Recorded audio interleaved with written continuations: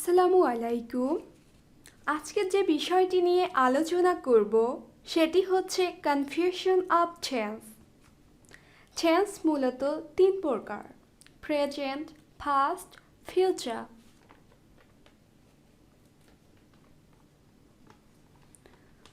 আমি জানি যে আপনারা অনেকেই টেন্স সম্পর্কে জানেন, কিন্তু অনেক সময় আমরা কনফিউজড হয়ে যাই মূলত দুটি বিষয় নিয়ে, হ্যাভ এবং হ্যাড নিয়ে।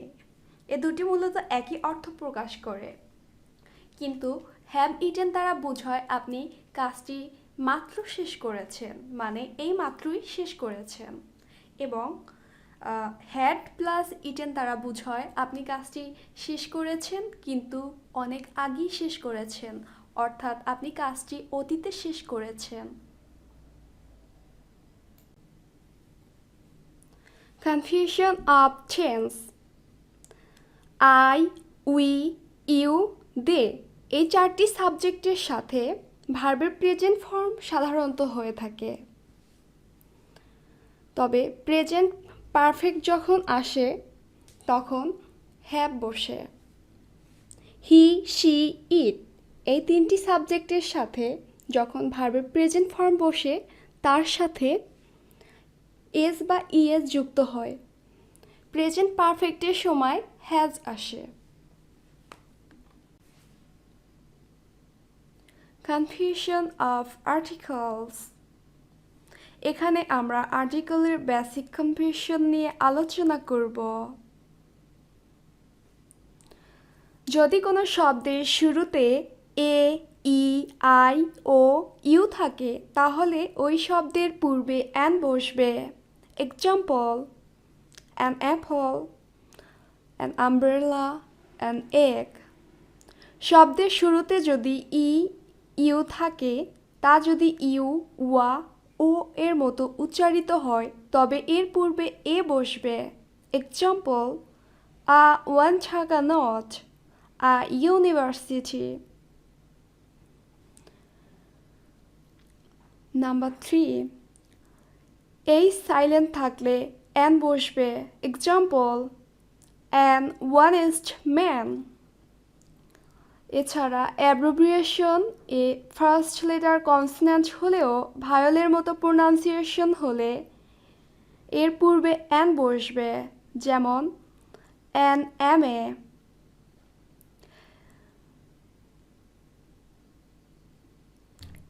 আর্টিকেলসের একটা গুরুত্বপূর্ণ বিষয় হচ্ছে শব্দের পূর্বে এ হবে নাকি অ্যান হবে সেটা সম্পূর্ণ নির্ভর করবে সাউন্ড অথবা প্রোনাউন্সিয়েশনের উপর।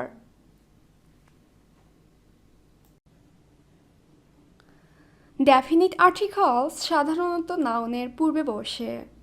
ডেফিনিট আর্টিকেলস দি বেশ কিছু নাউনের পূর্বে বসে না, আমরা সেগুলো শিখব। Language, colour, human beings, society, nature, abstract noun, pronoun, material noun হলে এর পূর্বে কখনোই দি বসবে না। ডে, মান্থ, সিজন এবং প্লুরাল নাউন হলে সাধারণত এর পূর্বেও দি বসে না, তবে নির্দিষ্ট করে বোঝালে নাউনের পূর্বে দি বসে। তবে একটি শর্ত হচ্ছে যে নাউনের পরে প্রিপোজিশন অফ অথবা ইন থাকতে হবে। ইউজ অফ কুড সাধারণত অতীতের সক্ষমতা, অক্ষমতা এবং সম্ভাব্যতা বোঝায়। এছাড়াও আধুনিক যুগে সম্ভাবনা, অনুমতি বোঝাতে বহুল ব্যবহৃত। এক্সাম্পল: সাধারণ অতীত: At one time I could run a mile and not get out of breath. অর্থাৎ এক সময়ে আমি 1 মাইলের মতো দৌড়াতে পারতাম এবং আমার একটুও দম বন্ধ হয়ে যেত না। এটা এক সময় বলতে এটা দিয়ে তারা একটা অতীত বুঝিয়েছে। Polite request: Could I borrow your pen please? Impossibility condition: You could get good marks in the exam if you study every day. Imagine: I could be wrong, but I think there's a mistake. Note: খুডের পর কখনো two ভার্বের past form ভার্বের সাথে S বা ES verb plus ING বসবে না, অর্থাৎ খুডের পর সবসময় ভার্বের প্রেজেন্ট ফর্ম বসবে।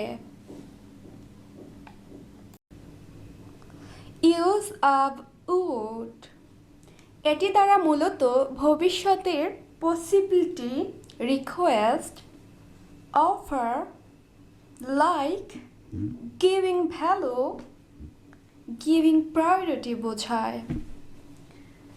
Example, I would go to Canada next year, আমি পরের বছর কানাডা যেতে পারি, এটি একটি সম্ভাবনা। অনুরোধ, would you please close the door or would you please close the window, দয়া করে আপনি কি জানালাটা একটু খুলে দিবেন। Offer, would you take some snacks, like, would you like to dance with me, giving value, would you mind if I come with you or would you mind coming with me or us, giving priority, would it be okay if I call you after 10 minutes? এখন আমরা যে বিষয়টি শিখব সেটি হচ্ছে use to এর ব্যবহার। Use to তিনভাবে ব্যবহৃত হয়। নাম্বার 1, বর্তমানের অভ্যস্ততা বোঝাতে। নাম্বার 2, ভবিষ্যতের অভ্যস্ততা বোঝাতে। নাম্বার 3, অতীতের অভ্যস্ততা বোঝাতে। বর্তমানের অভ্যস্ততা মানে হচ্ছে আপনি বর্তমানে অভ্যস্ত, অনেক আগে থেকেই এই কাজটি আপনি করতেছেন এবং এখনও এই কাজটি করতে অভ্যস্ত। যেমন, we are use to gossiping, আমরা গল্প করতে অভ্যস্ত, অর্থাৎ আমরা আগেও গল্প করতাম, এখনও গল্প করছি। My small brother is use to doing it, আমার ছোট ভাই এই কাজটি করতে অভ্যস্ত। I am use to singing, আমি গান গাইতে অভ্যস্ত।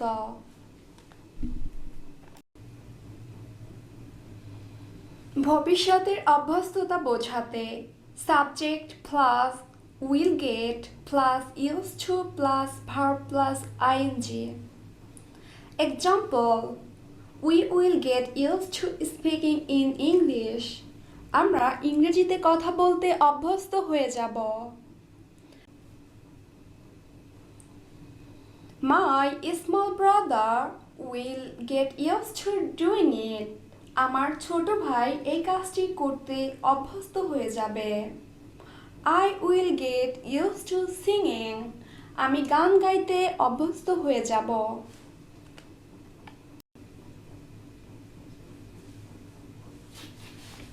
অতীতের অভ্যস্ততা বোঝাতে subject plus use to plus verb.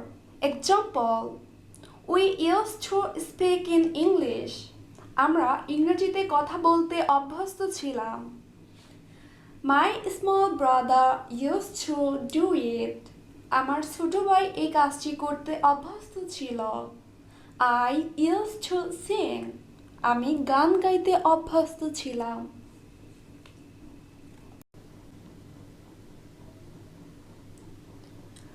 Use of in order to, IELTS সহ নানা পরীক্ষায় ইন অর্ডার টু বসে টু এবং বিকজ এর পরিবর্তে।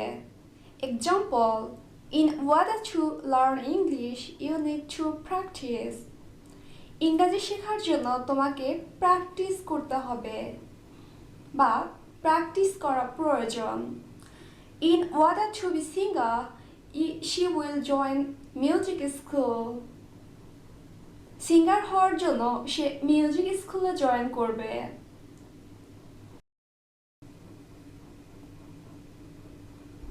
নোট, ইন অর্ডার টু দিয়ে সেন্টেন্স গঠন করলে সেন্টেন্সের প্রথম অংশে কমা ব্যবহার করতে হবে, তবে ইন অর্ডার টু সেন্টেন্সের মাঝে ব্যবহার করলে কোনো কমার প্রয়োজন নেই। আরেকটি ইম্পর্টেন্ট কথা হচ্ছে ইন অর্ডার টু এর পর সর্বদা ভার্ব এর প্রেজেন্ট ফর্ম বসবে।